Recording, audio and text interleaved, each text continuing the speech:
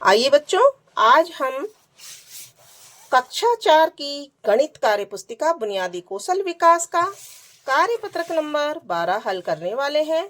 कार्यपत्रक 12, ये देखिए, इसमें भाग के जो सवाल हैं और गुणा के सवाल हैं वो दिए हुए हैं। सबसे पहले हम सवाल को पढ़ लेते हैं। सबसे पहले हम देखिए, बार बार घटाने की विधि से हल कीजिए। बार बार घटाने की विधि से हल कीजिए। इसमें जो पहला खाना है, पहले खाने में एक उदाहरण दिया हुआ है, इसको देख लीजिए। 20 अभ्यास पुस्तिकाएं 4 विद्यार्थियों में बांटने पर प्रत्येक विद्यार्थी को कितनी कितनी अभ्यास पुस्तिकाएं मिलेंगी। तो यहाँ पर 20 विद्यार्थी हैं और 4-4 बांटी जा रही हैं। तो यहाँ पर देखिए, 20 में से 4 को घटाएंगे तो एक विद्यार्थी को मिलेगी और 16 बचेंगी। 16 में से फिर 4 को बांट देंगे, 4 कार्य पुस्तिका बांट देंगे, अभ्यास पुस्तिका बांट देंगे तो 12 बच जाएंगी, 2 विद्यार्थियों को मिल जाएंगी। फिर 12 में से 4 बांट देंगे तो 8 बच जाएंगी, 3 विद्यार्थी हो जाएंगे। और 8 में से 4 को बांट देंगे तो 4 बच जाएंगी और 4 विद्यार्थियों को मिल जाएंगी। 4 में से फिर 4 को बांट देंगे तो फिर एक भी नहीं बचेगी, यानी कि 0 बचेगा और 5 विद्यार्थियों को कुल टोटल 20 कार्य पुस्तिकाएं जो थी हमारे पास वो बढ़ जाएंगी। तो प्रत्येक विद्यार्थी को 5 अभ्यास पुस्तिकाएं मिलेंगी, यानी 5 अभ्यास पुस्तिकाएं यहाँ पर हो गई। ठीक है ना। तो अब यहाँ पर देखिए, सेकंड में 40 सेबों को 5 लोगों में बराबर बराबर बांटने पर प्रत्येक व्यक्ति को कितने सेब मिलेंगे। तो यहाँ पर सेब की मात्रा कितनी है, 40, और 5 लोगों में बराबर बराबर बांटना है। तो हम 40 में से 5 को घटाएंगे, यानी कि 35 बच गए, 35 सेब बच जाएंगे। और यहाँ पर एक बार बंटवारा हो जाएगा। ठीक है ना। फिर 35 में से 5 को बांट देंगे, 30 तो यहाँ लिख देंगे 2। फिर 30 को हम यहाँ लिखेंगे, देखिए अब हम यहाँ 30 को लिख देंगे और 30 में से फिर 5 को बांट देंगे तो यहाँ पर हमने 3 लिख दिया और 30 में से 5 गए तो कितने बच गए, 25। यहाँ 25 लिख देंगे। फिर यहाँ 25 में से फिर 5 बांट देंगे तो यहाँ रह जाएंगे 20 और यहाँ लिख देंगे 4। फिर 20 में से फिर 5 को बांटेंगे, ठीक है, तो यहाँ रह जाएंगे 15। तो ये देखिए 15 रह जाएंगे और यहाँ लिख देंगे हम 5। फिर 15 में से फिर से हम देखिए 5 बांट देंगे तो यहाँ रह जाएंगे शेष 10 और यहाँ हो जाएंगे 6। इसके बाद 10 में से फिर 5 को घटा देंगे तो यहाँ रह जाएंगे 5 और यहाँ पर हो जाएंगे 7। फिर 5 में से 5 को माइनस कर देंगे तो यहाँ रह जाएंगे 0 और यहाँ हो जाएंगे 8। तो हमारे पास प्रश्न था कि 40 सेब तो कुल टोटल थे हमारे पास। 5 लोगों में हमने बांटे तो प्रत्येक व्यक्ति को कितने कितने सेब मिलेंगे, 8-8 सेब मिलेंगे। 5 व्यक्ति को अगर 40 सेब बांटे जाएं तो प्रत्येक व्यक्ति को कितने सेब मिलेंगे, 8। तो यहाँ हम लिख देंगे उत्तर, जगह नहीं है इसलिए हम छोटा सा लिख देंगे, प्रत्येक को 8 सेब मिलेंगे। ठीक है। तो इस तरह से ये आपको हल करना है। इसी तरह से आगे वाला देख लेते हैं हम। एक चित्रकला अभ्यास पुस्तिका में 30 चित्र बने हुए हैं। एक विद्यार्थी प्रतिदिन 6 चित्रों में रंग भरता है तो वह इस अभ्यास पुस्तिका को कितने दिनों में पूरी कर लेगा। तो यहाँ पर देखिए हमारे पास है कुल चित्र कितने हैं, 30।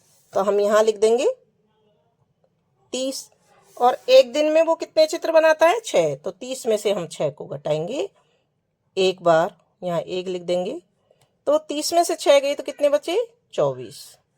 फिर दूसरी बार में हम 24 में से 6 को घटाएंगे तो हमारे पास कितने बच जाएंगे, 18।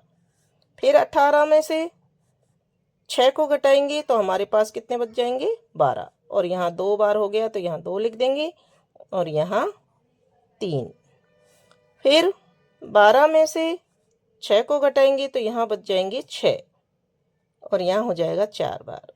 फिर 6 में से 6 को घटाएंगे तो यहाँ बच जाएगा 0 और ये हो जाएंगे 5।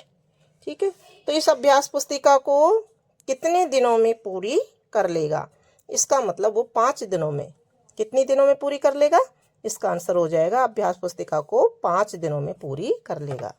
ठीक है ना, तो यहाँ लिख देंगे हम 5 दिनों में पूरी कर लेगा। यहाँ जगह नहीं है हमारे पास, अलग से कॉलम नहीं दिया है, तो हमने छोटा सा यहीं पर लिख दिया है। ठीक है, फिर देखिए अब सवाल नंबर 2। तो यहाँ देखिए सवाल दिया हुआ है, निम्नलिखित प्रश्नों में पहले गुणा कीजिए, फिर प्राप्त गुणनफल को जिस संख्या से गुणा किया था उसी संख्या से भाग दीजिए। तो यहाँ पर एक उदाहरण है, ये देखिए यहाँ पर लिखा है 22 को 3 से गुणा किया है, तो यहाँ 3 दूनी 6, 3 दूनी 6, तो यहाँ 66 आ गया। और 3 से गुणा किया है तो 3 का इसमें 66 में भाग लगाना है, तो भाग लगाएंगे 3 एकम 3, 3 दूनी 6, 2 बार भाग गया, उसके बाद में 0 बच गया, 6 में से 6 गई तो, और ऊपर से 6 उतारा तो वापस भाग दिया, 3 दूनी 6, 2 बार भाग गया, नीचे बच गया 0, यानी कुछ नहीं बचा। शेष फल यहाँ पर 0 रहेगा, तो यहाँ पर भागफल आया 22, जो कि हमने पहले 3 से गुणा किया था, तो वही संख्या प्राप्त हो जाती है। इसी तरह से हमको अब करना है हल। यहाँ पर दिया हुआ है 23 को 2 से गुणा करना है, तो 2 तिया 6, गुणा करने के लिए हम पहाड़ा बोलते हैं। फिर ये नीचे 2 लिखा हुआ है, 2 का पहाड़ा 2 बार बोलेंगे, 2 दूनी 4, तो यहाँ आ गया 46।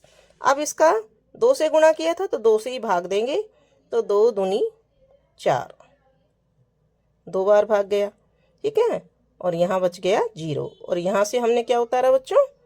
6।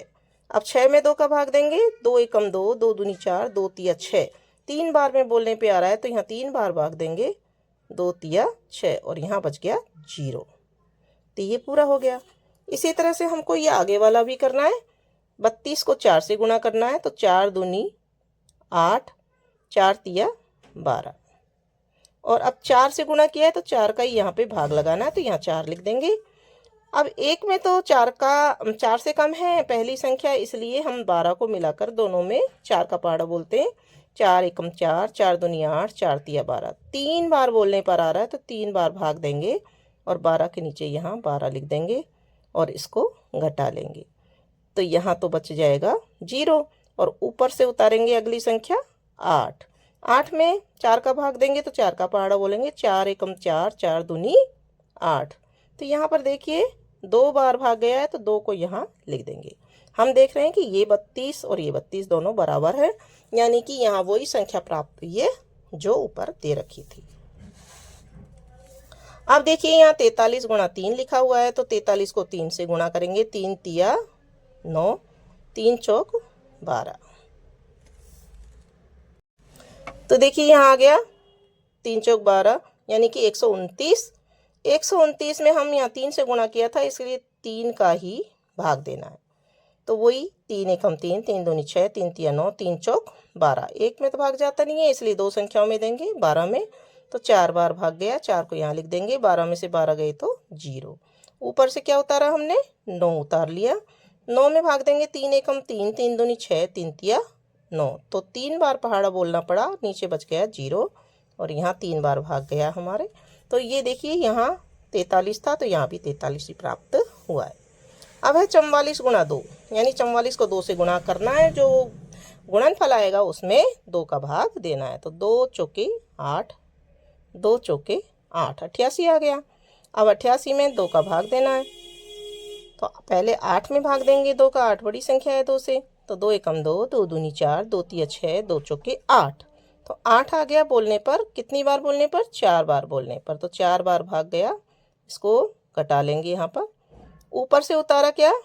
8 दिया हुआ है तो 8 ही उतारेंगे, वापस 2 का भाग लगाएंगे, 2 एकम 2, 2 दूनी 4, 2 तिया 6, 2 चौके 8, तो यहाँ पर इसको भी हम घटा लेंगे, यहाँ 0 बच जाएगा, और 4 बार भाग गया, यानी कि 44, ऊपर 44 था तो यहाँ भी 44 प्राप्त हो गया।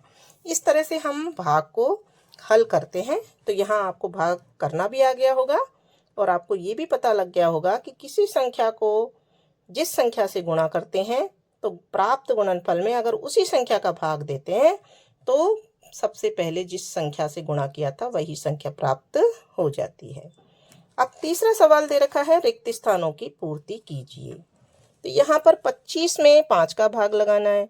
5 का पाड़ा बोलकर देखिए कितनी बार में आता है 25। 5 एकम 5, 5 दूनी 10, 5 तिया 15, 5 चौक 20, 5 बचे 25। 5 बार बोलने पर आया है 25, तो यहाँ हम लिख देंगे 5। यहाँ क्या लिख देंगे हम? 5। तो 5 बार भाग गया। यहाँ पर 3 भागफल है और देना किस में है भाग? 12 में। तो कौन सी संख्या का भाग दें कि 3 भागफल आ जाए? तो हम भागफल का भाग इसमें देंगे। 3 एकम 3, 3 दूनी 6, 3 तिया 9, 3 चौक 12, यानी कि 4 का भाग देने पर तो यहाँ हम 4 लिख देंगे। फिर यहाँ देखिए बराबर भागफल 12 में भाग देना है किसी संख्या का जो लिखी नहीं है, 4 भागफल आना चाहिए। तो 4 का ही पाड़ा बोल करके देख लेते हैं, तो यहाँ की संख्या हमको प्राप्त हो जाएगी। 4 एकम 4, 4 दूनी 8, 4 तिया 12। 3 बार बोलने पर 12 आया, तो यहाँ हम 3 लिख देंगे। फिर यहाँ देखिए, यहाँ पर जिसमें भाग देना है वो संख्या नहीं लिखी हुई है और 4 का भाग दिया है और 6 मिला है, तो हम इन दोनों का गुणा कर लेंगे। 4 का और 6 का गुणा कर लेंगे, तो 6 का पाड़ा 4 बार बोलेंगे। 6 एकम 6, 6 दूनी 12, 6 तिया 18, 6 चौक 24। तो यहाँ पर हम लिख देंगे 24। अब 24 में 4 का भाग दिया। 4 एकम 4, 4 दूनी 8, 4 तिया 12, 4 चौक 16, 4 छिंग 4 पंजे 20, 4 छिंग 24। तो 6 प्राप्त हो जाएगा। ठीक है, तो आ गया होगा आपको समझ में। अब हल कीजिए, यानी भाग दे रखे हैं जिनको हमको हल करना है। 35 में 7 का भाग देना है, तो 3 7 से छोटी संख्या है पहली, तो दोनों संख्याओं को मिला के हम 35 में भाग लगाएंगे और 7 का पाड़ा बोल करके देखेंगे 35 कितनी बार में आता है। तो बोलकर देखिए, 7 एकम 7, 7 दूनी 14, 7 तिया 21, 7 चौक 28, 7 पंजे 35। 5 बार में आता है, तो 5 भागफल में यहाँ पर लिख देंगे और 35 ही आता है पूरा बोलने पर, तो 35 के नीचे 35 लिख देंगे और यहाँ शेष रह जाएगा 0।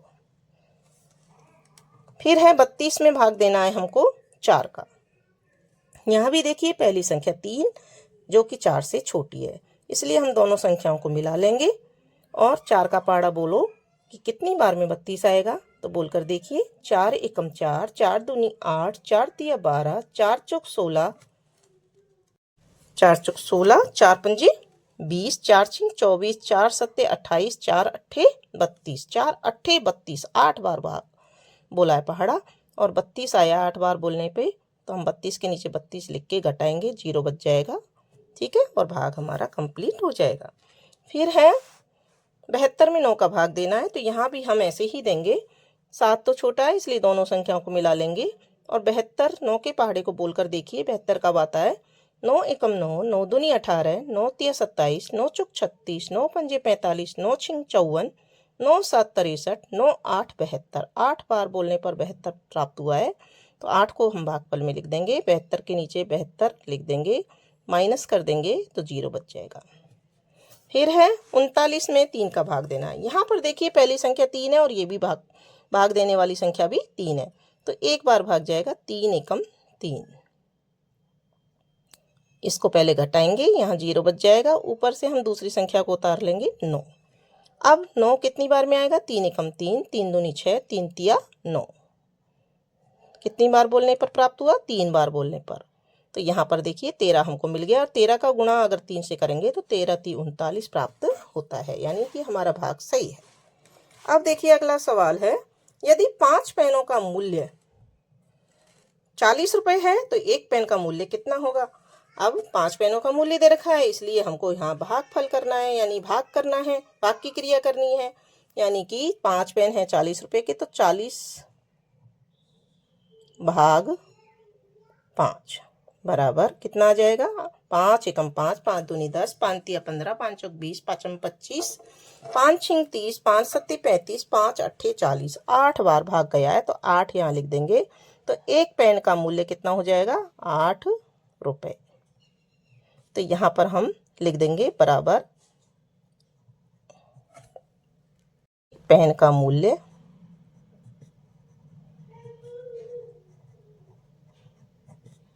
बराबर 8 रुपए।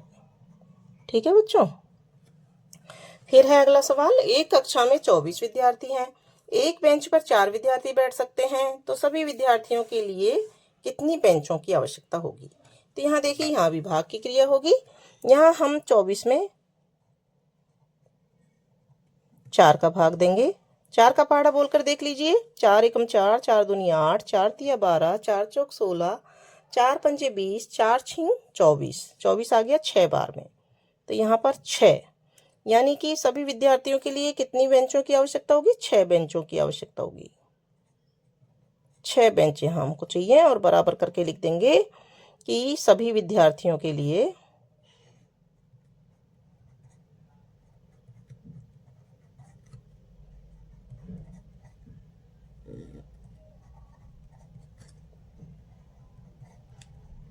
लिए 6 बेंचों की आवश्यकता होगी।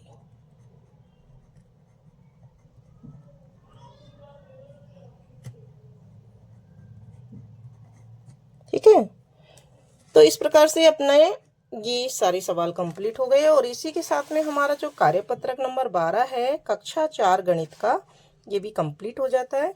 तो बच्चों, हमने यहाँ पर 12वां कार्यपत्रक जिसमें भाग की क्रिया को हल किया है, हमको अच्छी तरह से समझ में आ गई है कि कैसे भाग की क्रिया की जाती है। अब हम कक्षा 4 का जो आगे का कार्यपत्रक है 13 नंबर, और आगे की जो सवाल हैं, क्रियाएं हैं, उनको देखने के लिए आपको हमारे चैनल से जुड़ा रहने होगा। चैनल को सब्सक्राइब करना होगा, और वीडियो को देखने के बाद लाइक जरूर करें। लाइक करने के बाद कमेंट बॉक्स में कमेंट लिख करके बताएं कि आपको भाग की क्रिया आती है या नहीं, आपको भाग करना और गुणा करना आता है या नहीं। और भाग करने के लिए पहाड़ों की बहुत ही आवश्यकता होती है, तो आपको पहाड़े कहाँ तक आते हैं, हमने अपने चैनल पर पहाड़ों के वीडियो भी डाल रखे हैं, उनको आप देख सकते हैं। ठीक है, धन्यवाद। मिलते हैं अगले वीडियो के साथ।